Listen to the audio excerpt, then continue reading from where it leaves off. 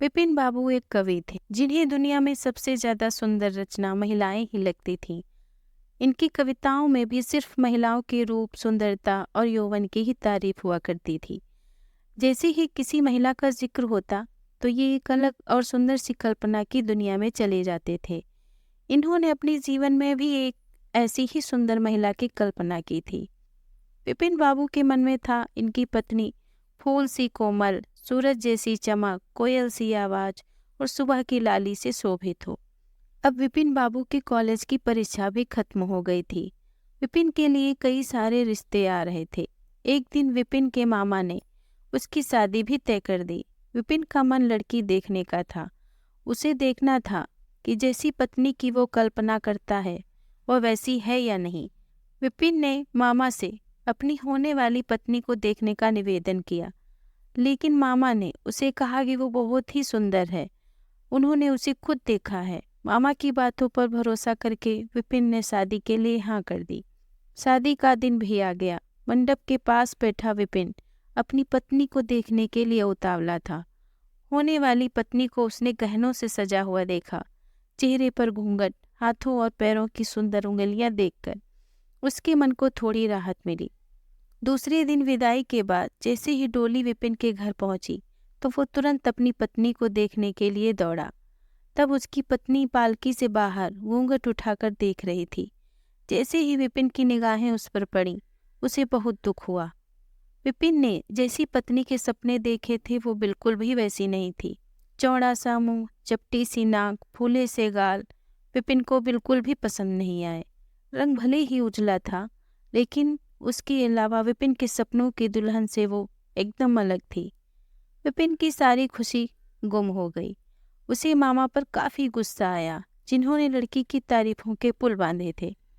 सबसे पहले उसने मामा से लड़ाई की, उसके बाद ससुराल वालों से और फिर अपने घर वालों से।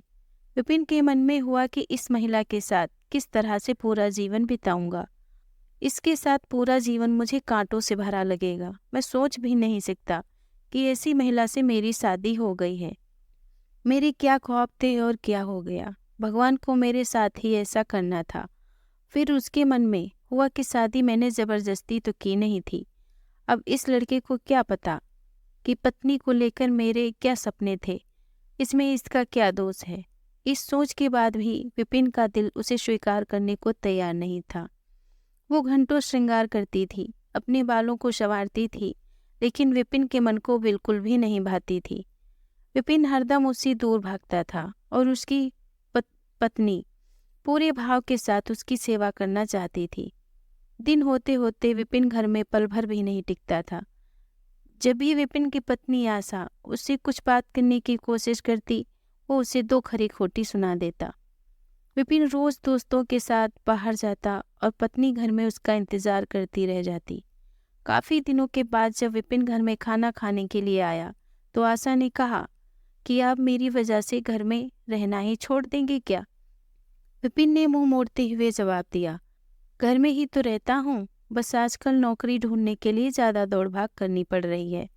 आशा ने कहा, मैं खूब जानती हूँ कि आप घर में क्यों नहीं टिकते। आप किसी डॉक्टर से बात करके मेरा चेहरा वैसा क्यों नहीं बना देते जैसा आप चाहते हैं।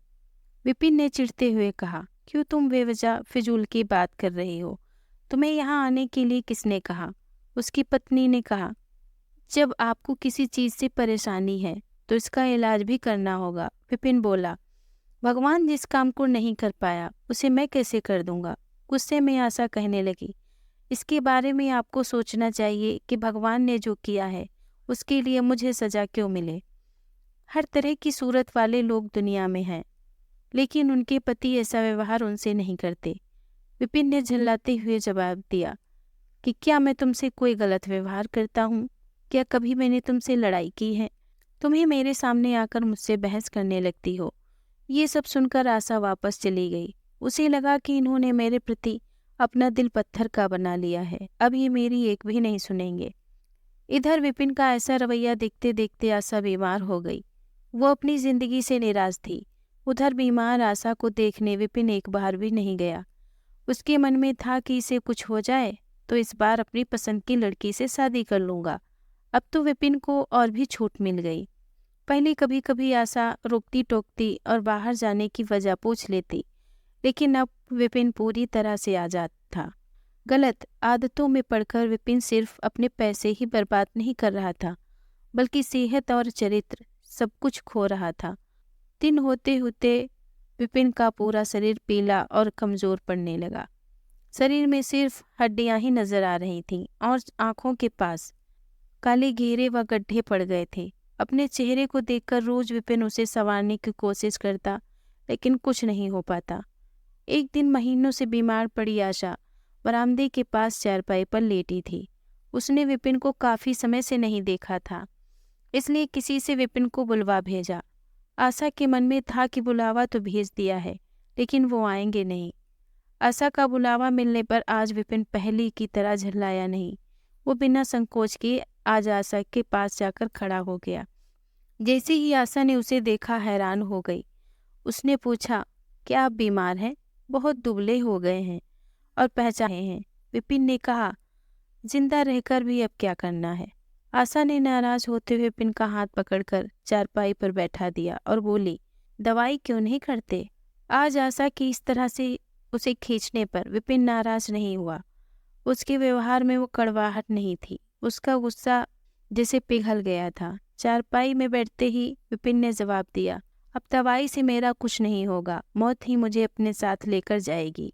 मैं ऐसा तुम्हें दुख देने के लिए नहीं कह रहा हूँ। मैं भयंकर रोग से ग्रस्त हूँ और अब मैं बच नहीं सकता। इतना कहते ही विपिन चारपाई पर बेहोश होकर गिर गया।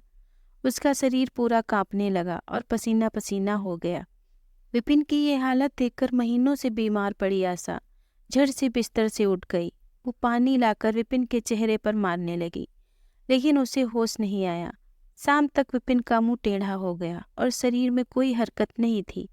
यह लकवा था जिसकी चपेट में विपिन आ गया था। इस रोग में बीमार आशा ने विपिन की खूब सेवा की। लगातार 15 दिन तक विपिन की स्थिति नाजुक बनी रही। दिन रात एक करके आशा द्वारा की गई मेहनत रंग लाने लगी। विपिन की हालत कुछ संभली, लेकिन अभी भी आशा अपनी गोद में सुलाकर ही विपिन को दवाई पिलाती और खाना खिलाती थी। इन सब में वो अपनी तबीयत को जैसे भूल ही गई थी। शरीर बुखार से तपता था, लेकिन उसे विपिन की स्थिति के सामने खुद की सेहत कुछ भी नहीं लगती थी। अब विपिन के दोनों पैरों में थोड़ी ताकत आने लगी थी। होते होते 4-5 महीनों में वो अपने पैरों पर खड़ा होने लगा, लेकिन उसका मुंह टेढ़े का टेढ़ा ही रहा। उसके चेहरे पर पहले जैसी रौनक भी नहीं रही। एक दिन अपना चेहरा शीशे में देखने के बाद विपिन ने कहा कि मुझे भगवान ने अपने किए की सजा दी है। आशा, मैंने तुम्हें सुंदर नहीं माना और आज देखो मैं कितना कुरूप हो गया हूँ। अब तुम भी मेरे साथ वैसा ही व्यवहार करो जैसा मैं तुम्हारे साथ किया करता था। आशा ने हंसते हुए पति से कहा, आप मेरी आंखों से देखेंगे तो पता चलेगा कि आप में कोई अंतर नहीं आया है। आप पहले जैसे थे, आप भी वैसे ही हैं।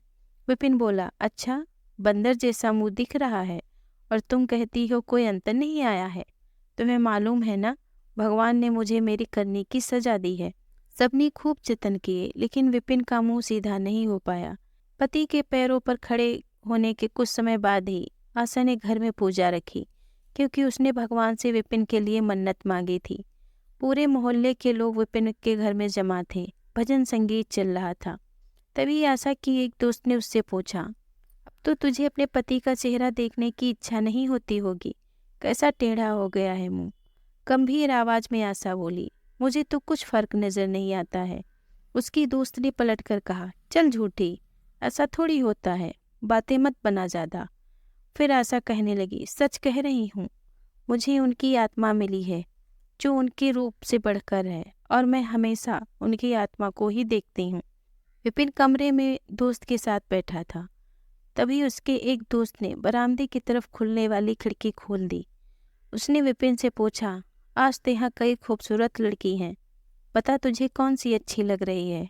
विपिन ने कहा, खिड़की बंद कर दो, और जहाँ तक रही पसंद की बात, तो मुझे वही पसंद है जिसके हाथों में फूल की थाली है।